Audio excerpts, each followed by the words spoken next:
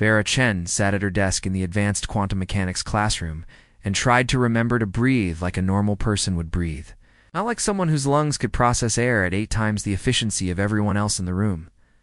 Desk beneath her hands was made of compressed polymer foam, rated to hold exactly 47 pounds without cracking. And she had learned through painful trial and error that even resting, her full weight on it would cause stress fractures that would spread across the surface like a spiderweb, so she sat. The way she had taught herself to sit over the past 6 months, balanced on the edge of the seat with her core, muscles engaged and her legs taking most of her weight in her hands, resting so lightly on the desk surface that they barely made contact. At all, it was exhausting. Everything about existing at Harmony 7 Station was exhausting in ways that none of her alien classmates could possibly understand. Professor Mindweaver floated at the front of the classroom in his meditation pod, his translucent body pulsing with soft purple light as he transmitted the day's lesson directly into the minds of the telepathic students, while speaking aloud for the benefit of species like Vera, who were telepathically deaf. The theoretical framework for quantum defensive shields relies on the principle that all conflict can be resolved through superior positioning rather than force.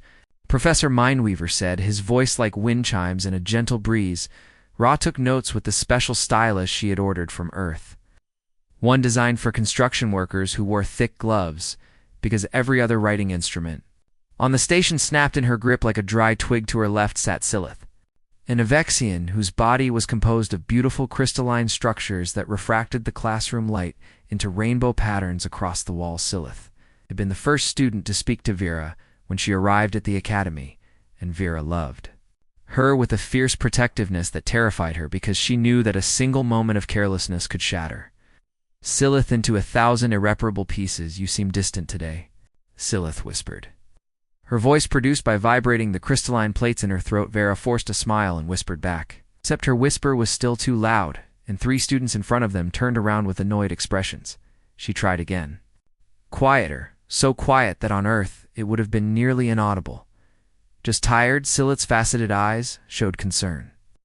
But she turned back to the lecture. Vera went back to her notes, writing each letter with the kind of precise control that the surgeon might use when working on a patient's exposed brain. Across the room, an ephemeran student named Cloudshift changed colors from blue to green to indicate agreement with something. Professor Mindweaver had said the ephemerans were gaseous beings who lived in specialized containment suits, and Vera had been terrified of them at first because she knew that a single breach in their suits would kill them, and that her presence alone, her movements through the air, the force of her breathing created pressure differentials that their species found uncomfortable. She had learned to move as little as possible in their presence. In fact, she had learned to move as little as possible in everyone's presence. The other students saw her as quiet, shy, perhaps even cold. They didn't know that she was engaged in a constant battle with her own body, that every second of every day required her to suppress instincts that had been carved into her DNA over 3 billion years of evolution. On a Deathworlder didn't know that she had broken 3 chairs in her first week.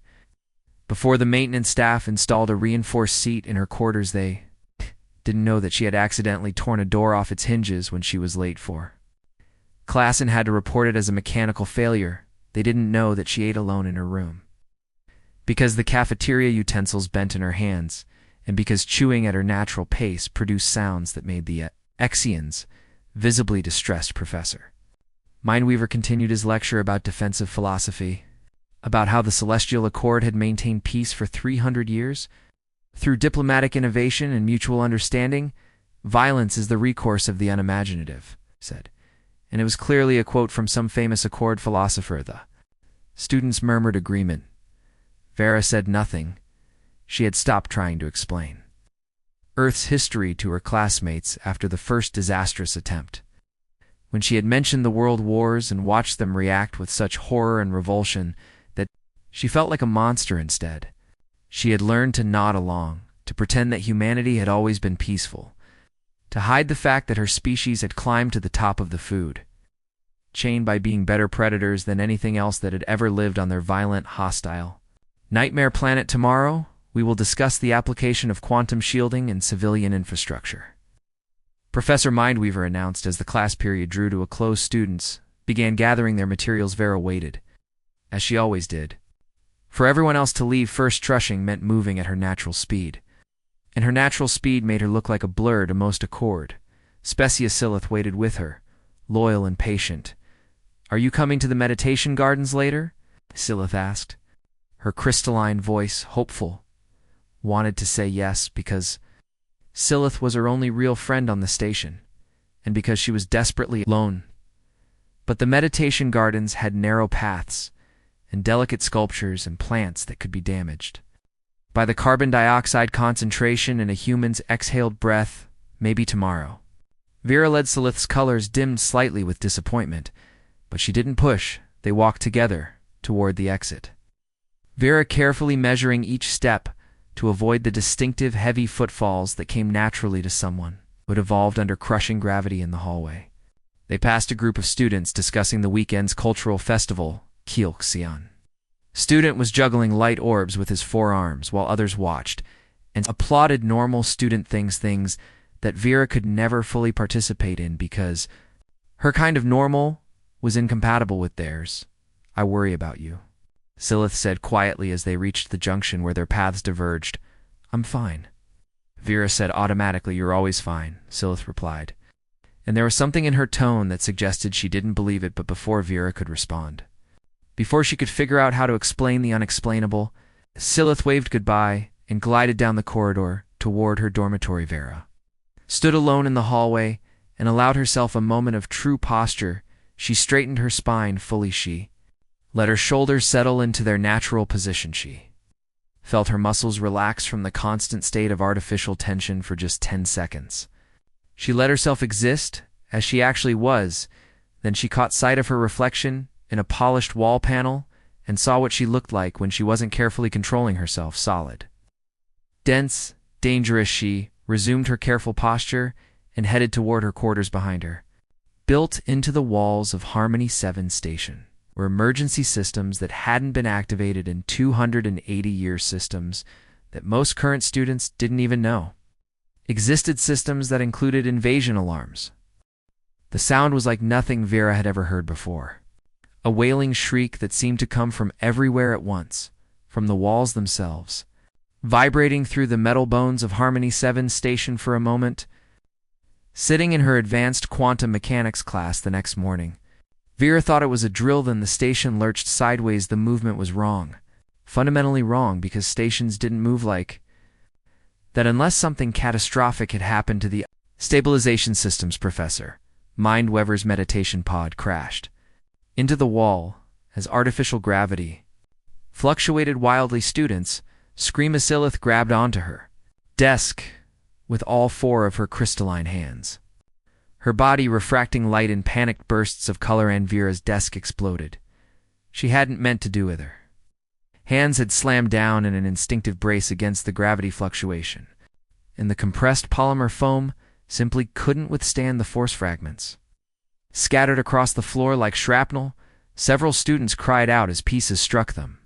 Though the material was too light to cause injury to anyone except perhaps an ephemeran, Vera stood up, her heart hammering at a rate that would have killed most species in the room, her body flooding with adrenaline. Every one of her senses suddenly sharp and clear in a way they never were when she was pretending to be gentle. "What's happening?" Silith called out, her voice crystalline with fear. Professor Mindweaver tried to respond, but his telepathic abilities were scrambled by the stations. Distress in his physical voice was too quiet to carry over the alarm. The classroom door exploded. Inward, not open, exploded. 3 figures in heavy armor pushed through the wreckage, their bodies massive and covered in matte black plating that absorbed the classroom's light cores. Raiders. Vera recognized them from the Accord's criminal databases, a species that had been banned from civilized space 70 years ago for genetic experiments and conquest. One of the raiders pointed a plasma rifle at Professor Mindweaver. Vera moved. She didn't think about it. 3 billion years of evolution did the thinking for her. Her body knew what to do when predators entered the territory. Her first step covered the distance to the nearest raider faster than his armor's sensors could track. Her fist connected with his chest plate with every pound of force that her dense muscle tissue and heavy bone structure could generate. The sound was like a thunder crack. The raider flew backward through the air and crashed through the classroom wall, his armor sparking and splitting where her knuckles had made contact. Second raider swung his rifle toward. Her Vera was already inside his reach, moving with the efficient brutality of a species that had spent a million years hunting megaphenoshi, caught the rifle barrel and ripped it from his grip. The metal bent in her hands like aluminum foil. She crushed the weapon's power cell, and it died with a pathetic whine. Then she used the raider's own body weight against him. A simple hip throw that her high school gym teacher had taught her a decade ago. And he went down hard enough to crack the floor plating. The third raider was screaming something in his own language, backing away, his rifle firing wild shots that scorched the ceiling. Vera closed the distance. She could feel her lips pulled back from her teeth in an expression that was definitely not a smile. The raider was bigger than her, heavier, wearing armor that could probably withstand a small explosion. It didn't matter she was from Earth. She grabbed his helmet and twisted the locking mechanism. Broke. She tore the helmet free and threw it aside, then delivered a punch to his jaw that shut down his nervous system like a light switch. Silence fell over the classroom. Not true silence, because the alarm was still wailing, and somewhere in the distance there were sounds of combat and screaming. But the immediate space around Vera was very quiet. She stood in the center of the wreckage, breathing hard, her knuckles bleeding where they had split against Korsath armor around her. 7 raiders lay unconscious or groaning in pain. The entire fight had lasted 47 seconds. Vera looked up and met the eyes of her classmate. Tesselith had pressed herself into the corner, her crystalline body rigid with terror. The ephemerans had changed to colors Vera had never seen before, colors that she instinctively understood meant absolute fear. Professor Mindweaver floated in his damaged pod, staring at her with an expression that was impossible to read. On his alien face, no one moved and no one spoke. They were looking at her the way prey looks at a predator, way they should have been looking at her all along. Vera started to say, but her voice came out wrong, too loud, too rough. She tried again. Is anyone hurt? Still no response. Then Silith made a small sound, a crystalline chime of distress, and Vera saw that a piece of debris had cracked one of Silith's arm structures. Vera took a step toward her friend. Silith flinched backward. The movement was small, but unmistakable. Vera stopped. The station lurched. Again, more sounds of combat echoed through the corridors. We need to move, Vera said, forcing her voice to stay calm and quiet. We need to get to the emergency shelters. Professor Mindweaver finally found his voice. What are you? The question hung in the air. Vera could have said human. She could have said student instead. She told the truth. I'm someone who can keep you alive. Another explosion rocked the station. Emergency lighting kicked in, bathing everything in red through the hole in the wall where the first raider had crashed through. Vera could see into the corridor. More Korsath were moving through the station in organized teams. They were hunting the Accord.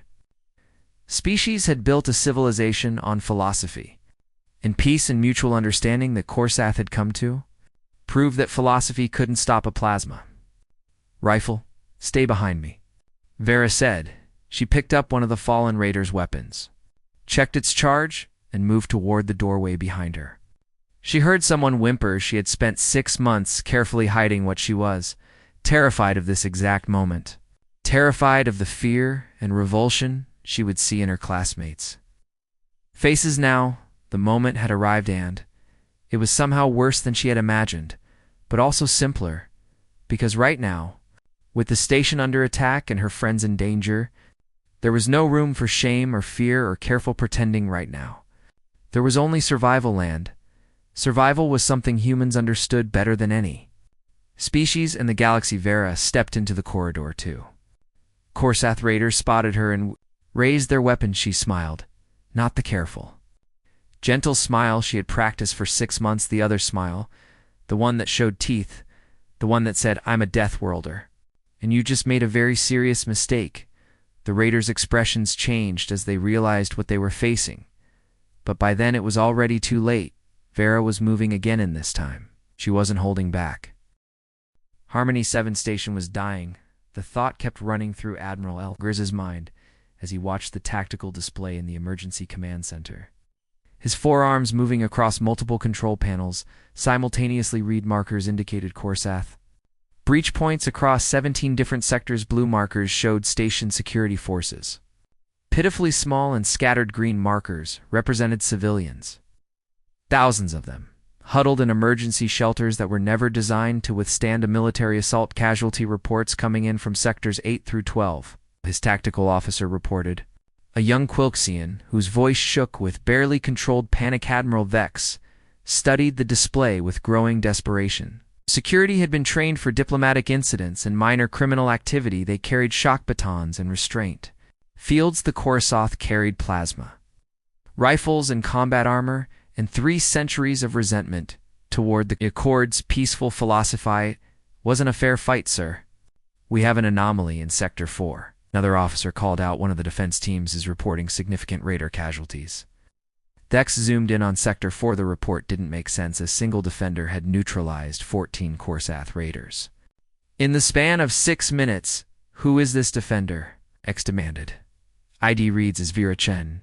Student, Human Exchange Program. Dex felt his respiratory systems pause.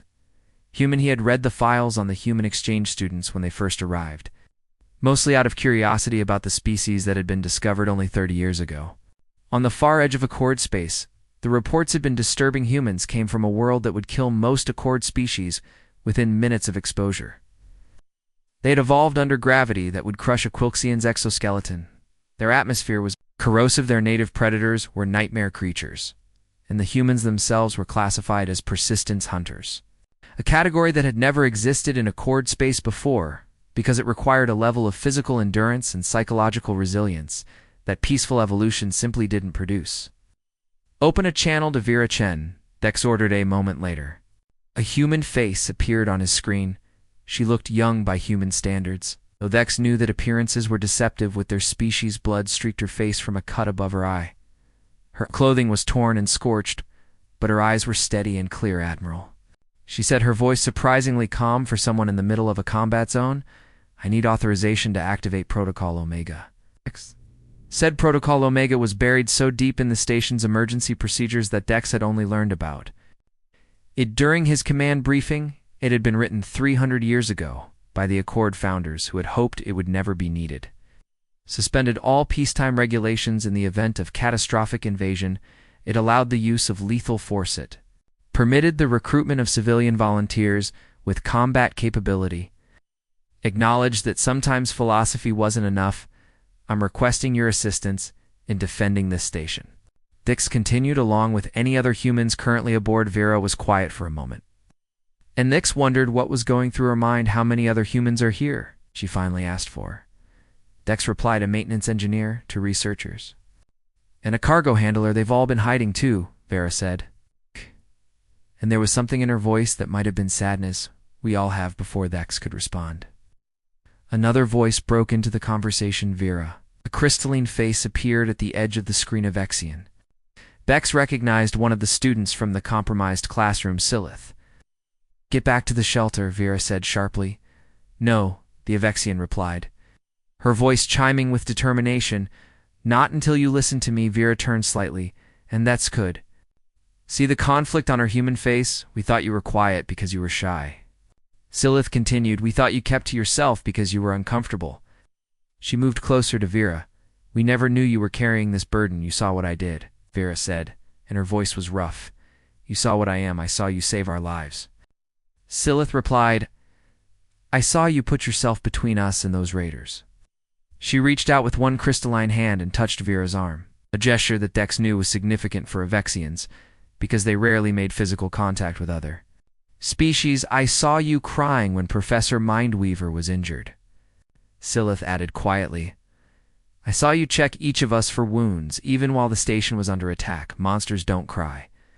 Veradex watched this exchange with growing understanding. The humans hadn't just been living on Harmony 7, they had been existing in a state of constant restraint, constantly terrified of hurting the fragile beings around them. Every moment had been a choice, Every interaction had required them to suppress their nature and they had done it out of kindness, Chen, Vex said, drawing her attention back to the screen. Will you help us? Vera looked at Silith. Then back at the Admiral on one condition. She said, I want full disclosure to the Accord Council about human capabilities after this is over. No more hiding, no more pretending we're something we're not. Scoots considered this the truth about humans. Would terrify many Accord species, but perhaps that fear was better than the lies agreed. He said. Vera nodded, then patched me through to the other humans and Admiral. We're going to want to evacuate Sectors 9 and 13. Why? 'Cause that's where we're going to make our stand. Vera replied, and it's going to get messy 20 minutes later. All 5 humans aboard Harmony 7 were connected on a secure channel. Thex listened as they coordinated with a speed and efficiency that his own trained security forces couldn't match. They spoke in short, clipped sentences. They used terminology that he didn't recognize, but that clearly had military origins. They divided the station into tactical zones and assigned roles based on individual capabilities. The maintenance engineer, a man named Jackson, had worked in confined spaces and volunteered to move through the ventilation systems.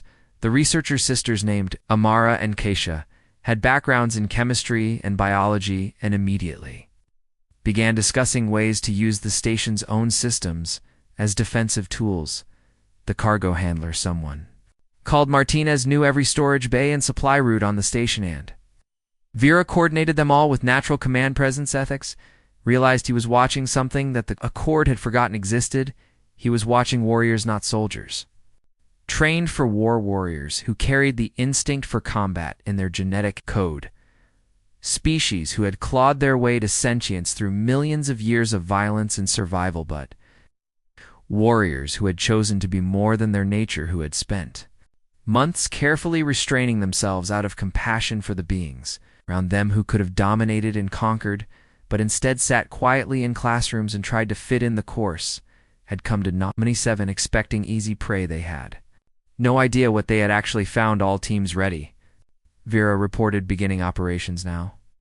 Vex watched his tactical display as the 5 blue markers began moving through the station, and where they moved, red markers began disappearing. The defense of Harmony 7 had begun.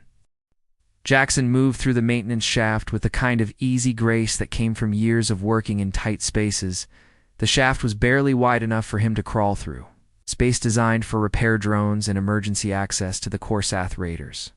These passages were impossibly cramped to a human who had evolved on a world where their ancestors had hunted in caves and climbed through narrow canyon passages. It was just another workplace.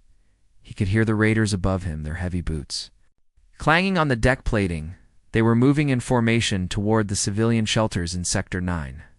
Exactly as Vera had predicted, humans understood tactics in a way that peaceful species couldn't. Best humans had been fighting each other for their entire history. Every conflict, every war, every battle had been encoded into their collective knowledge.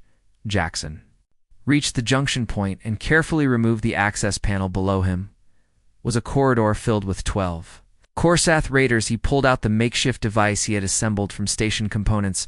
Mara had designed it.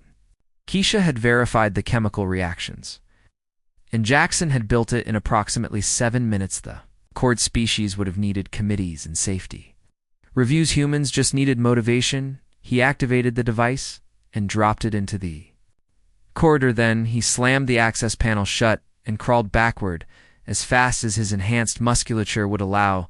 The sound of the explosion was muffled by the shaft walls, followed by the sound of the station's fire suppression systems activating, followed by silence. Jackson allowed himself a grim smile and moved to the next waypoint.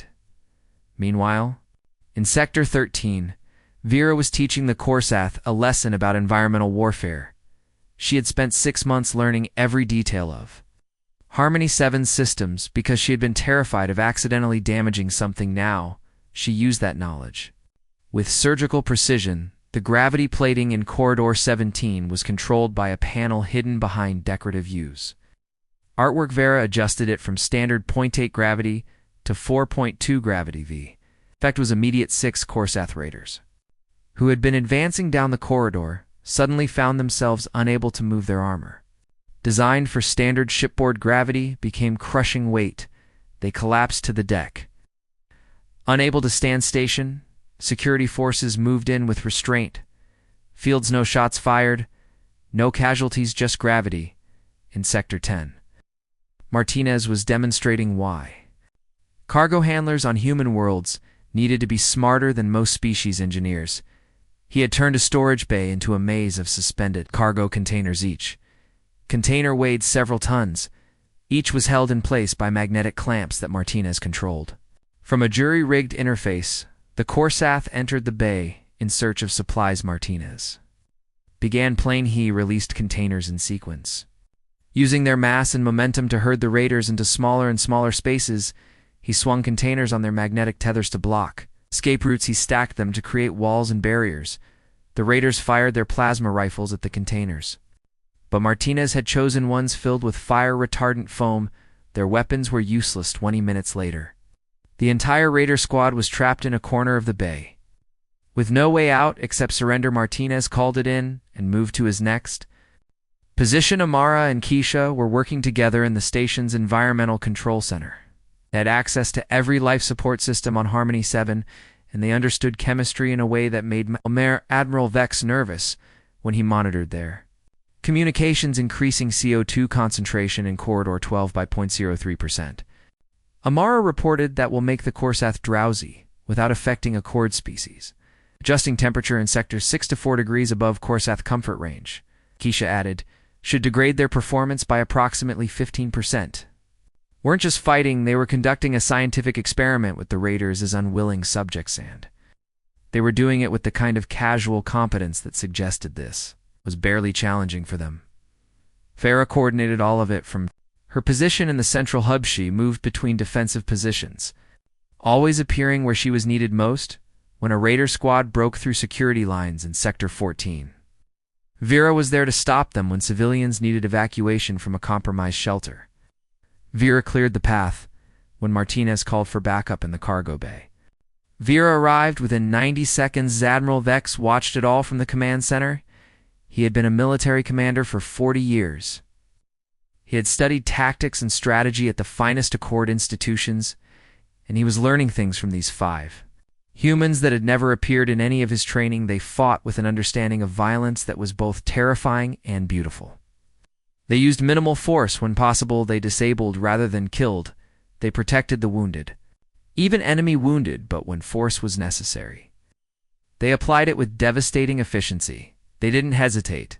They didn't second-guess themselves. They made life-or decisions in microseconds and lived with the consequences in somehow. Impossibly, they maintained their humanity throughout it. Alvera's voice came over the command channel. Admiral, we have a problem. Vex pulled up her video feed. She was standing in front of a sealed blast door in Sector 7. The Corsath have taken hostages. She said 32 civilians, mostly Avexians and Ephemerans. They're demanding a shuttle and safe passage. Gex felt his heart sink. What are our options? I can breach the door, Vera replied, but there will be casualties. The raiders have weapons pointed at the hostages.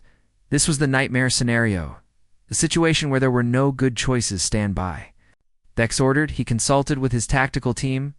The numbers were grim. Any Salt had a 70% chance of hostage casualties, but if they gave the raiders a shuttle, they would escape with valuable intelligence about the station's defenses, and they might come back with more forces. There was no good answer. Vex was about to order Vera to stand down when Silith's voice broke into the channel. I can help on the video feed.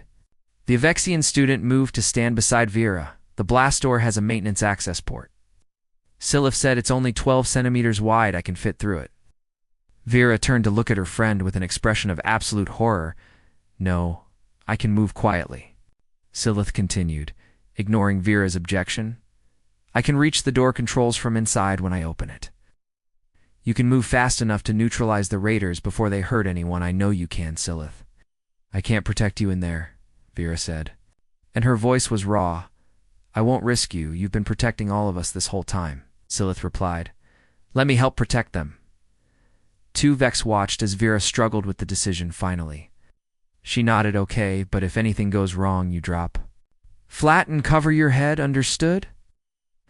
Understood. What followed was the longest 90 seconds of Vex's career. Silith slipped through the maintenance port. Vera waited by the blast door.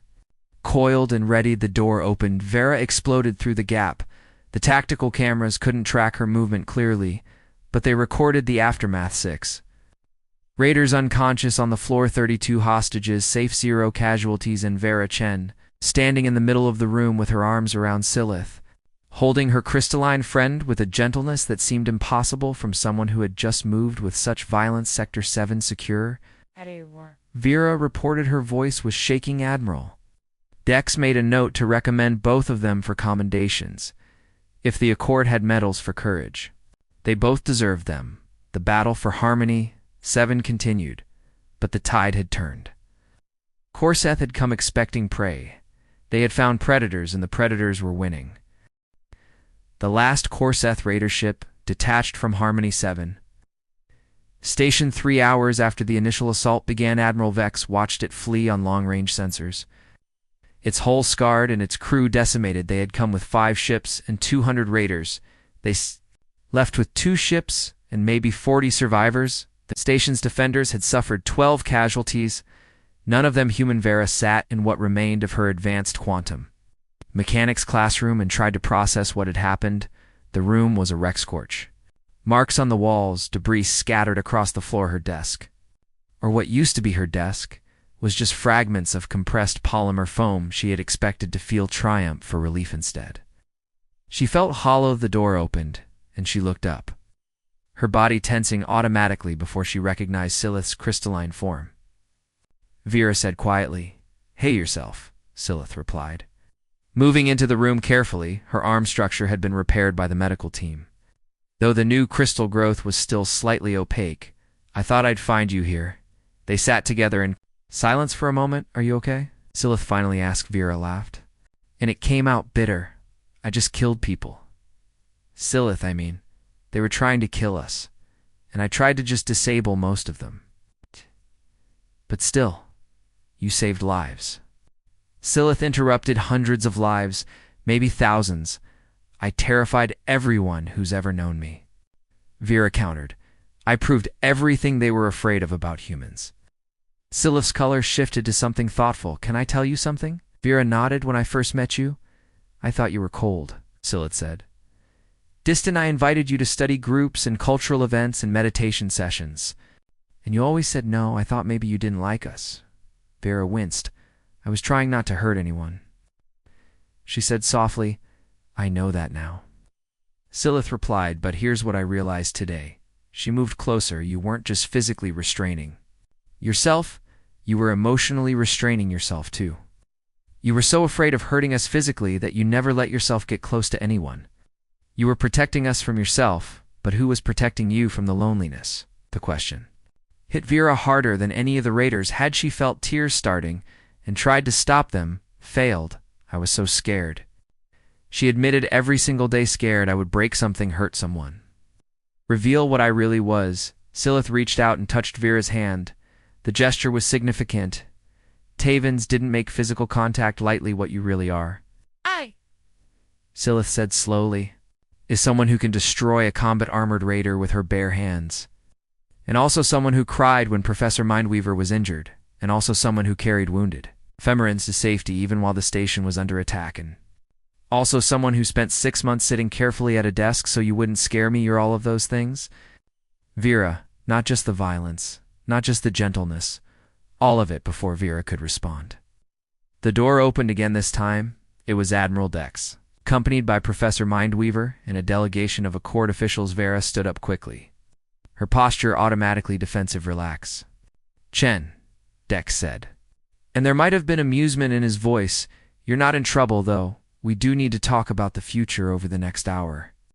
They discussed changes. Protocol Omega would remain permanently in the station's active procedures. Accord Council was creating a new division focused on defensive strategy. Humans were being offered positions as security consultants, trainers, and protectors, not because the Accord wanted to militarize, but because they had learned that peace required the ability to defend it. "We were naive," Professor Mindweaver admitted his telepathic voice was subdued.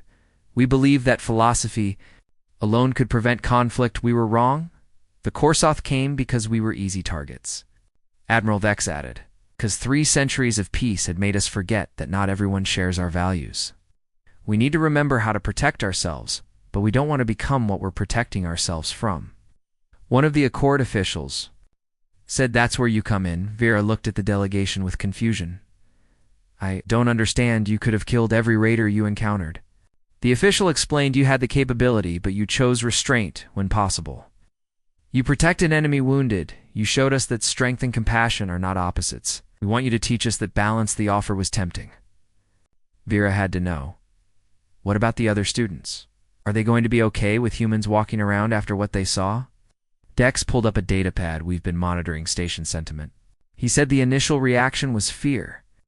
"Yes, but that's changing." He showed her the screen messages from students' testimonials. From the people she had saved day.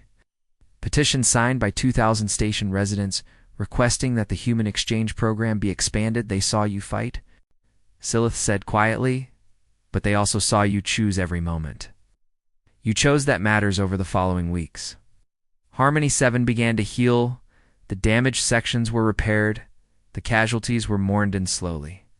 Carefully, a new normal emerged. Vera attended class again this time.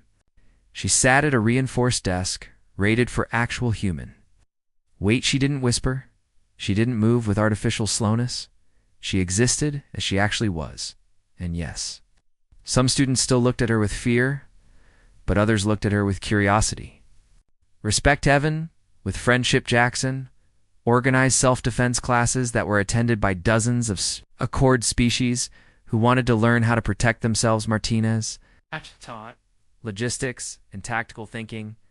Amara and Keisha developed new safety protocols that accounted for different species' vulnerabilities, and Vera found herself doing something she never expected.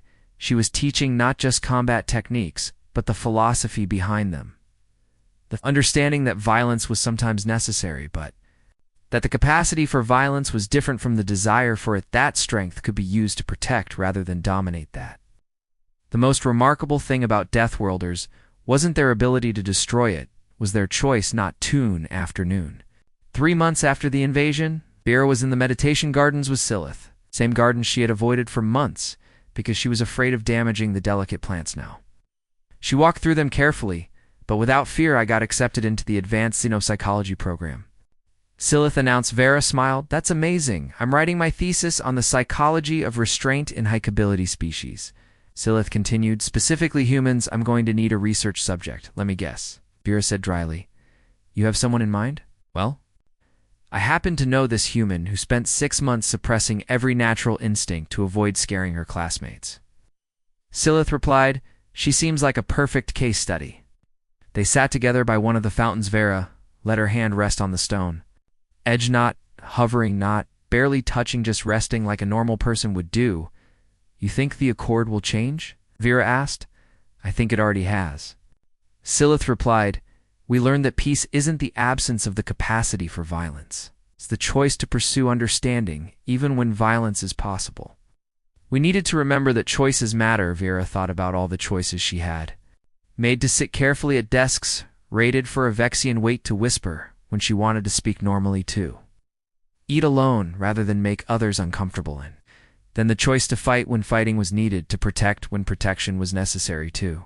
Be honest about what she was. All of it had mattered. "Thank you," Vera said quietly. Silith looked at her with faceted eyes that caught the garden light. "For what?"